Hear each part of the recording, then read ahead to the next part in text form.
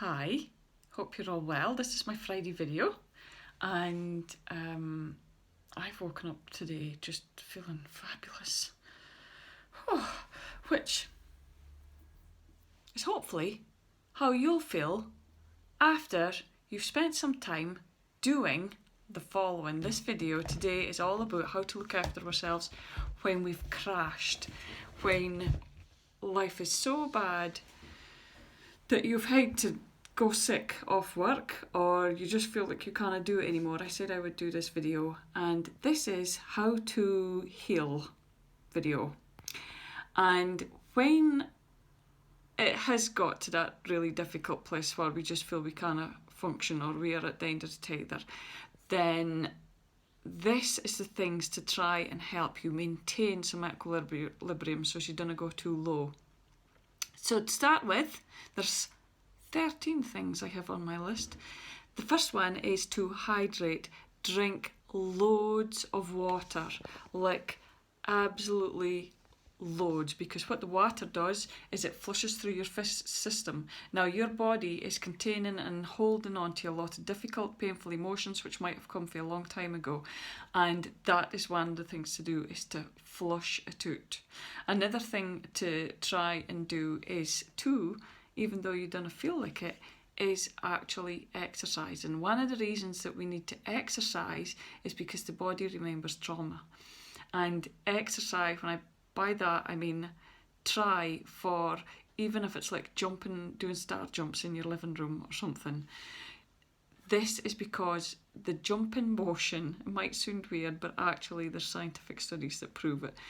When you're jumping up and down, your body is sugaring all your cells, and then they go out your body. The same as if you burn so much energy that you're like sweating and flushed and all that kinds of things. That is moving the energy through your body and out, rather than stagnating and just being held in there. So you're wanting to do that vigorous physical exercise to get the cells and everything to clear. Another thing that we really need to do, and I'm sorry if I'm just firing all this out to you, is breath work can really help. See if you're just not able to do the physical thing, do that for 10 breaths. That really moves emotions. It might actually make you feel quite emotional, and if that does, let it flow, because that's you processing the difficult feelings.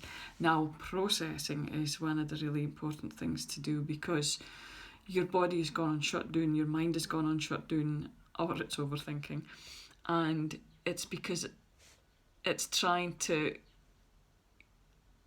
get you to create the space and time to process all this old thing. So by processing it, you can do journaling, or you can go and speak to somebody, speak to a friend, speak to a close family member, go and see a therapist. Now, so many people think going to see a therapist is failing. Well, ask anybody that's been to see a therapist if they thought it was them failing. Anybody. And unless they've had a really negative experience, most people actually feel an awful lot better after going to see a therapist. Honestly, it's a fact. I have not followed my list here, and it's all over the place, so I'm going to try and, yes. Another thing that you need to do is also rest. It's finding balance, babies. So also resting and sleep is really, really important. Now, when you're in this place, you probably are just needing to sleep and you're actually unable to do anything else. Do that sleep. But when you're waking up, try and get some sort of activity, even if it's jumping up and doing for 1 minute 10 times a day. Sleeping is really important, because that's when our unconscious part of ourselves start to move and process different things and starts to heal it that way. Rest.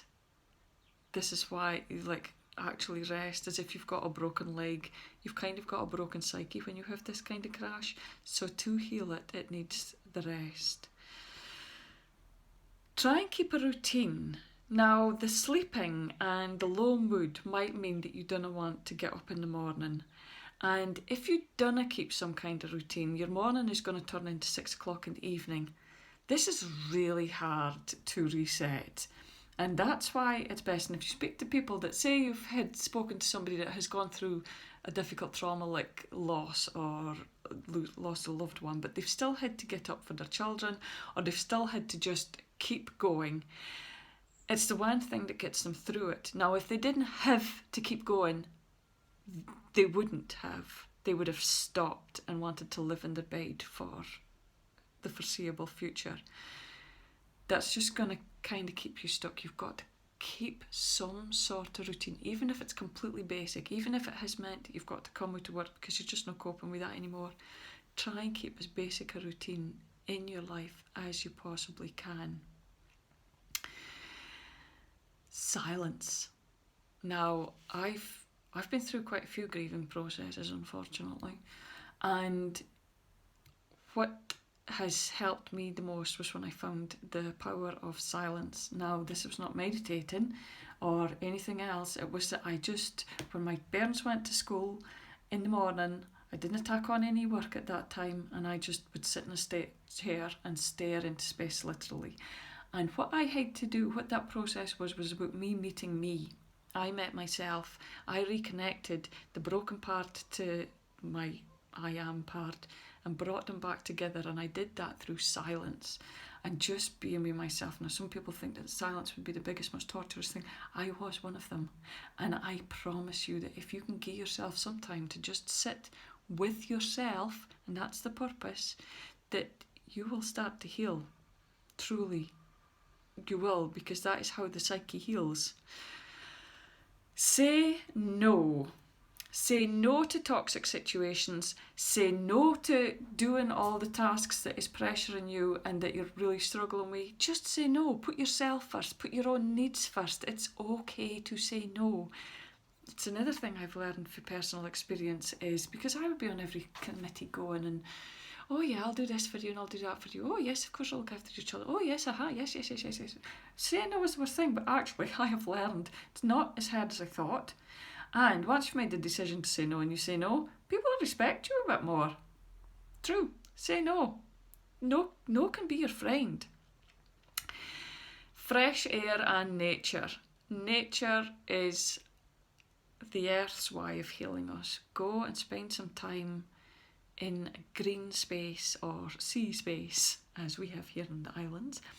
But if you dunna, go and find some green space. Get out the city, or if you're in a city, go to a park. It's really important. Start noticing the beauty and appreciating the good things. Now, when you're in a low mood, you're not appreciating much. In fact, it can be quite torturous to see joy and good things around you. But really retrain your brain, because that's your mind taking over. We don't want our minds to take over. It's bedlam when that happens. You take charge. What are you grateful for? What do you appreciate? Nature's a really good place to start with that. We can't blame Mother Earth for anything that is ugly. She's just beautiful. She's the most beautiful thing. It provides spectacularness. Avoid alcohol and substances. Every cell in your body might be saying, I need a drink, I need to do this, but it is going to keep you where you are. If you want to move and get out of this difficult feeling, you need to avoid these things, because actually they will not only keep you where you are, but they will start to tack you down further. So avoid toxic substances. Try and eat as well as you can, and try and minimise the stresses of keeping your house clean and creating elaborate meals. Just keep yourself fed. It's really, really important. Journaling. Start writing in a journal, or I thought, if I said this, I don't even care. Journaling. I'm going to stop it. No, I am not. I'm going to keep going. So, journal. Write things down. Your journal can be your therapist. If you don't want to go and speak to somebody else, write it down. Guys, if you can look after yourself when you're in this low place, You will waken up one day and you will feel much better. Now, I did a post about a butterfly, a little story about Charlie and the caterpillar. Now, the caterpillar was feeling exactly the same way as you do when you're feeling so bad. And then it has to go and cocoon itself, and it surrenders, and it allows the healing process to happen, the transformation and the magic. You're doing amazing. You are an amazing, amazing person. Remember that. And you're going through a really difficult struggle. And you can do it. I promise. And that little noises, of course, is Lola. Are you wanting out, Lola? Are you needing some attention? I am coming.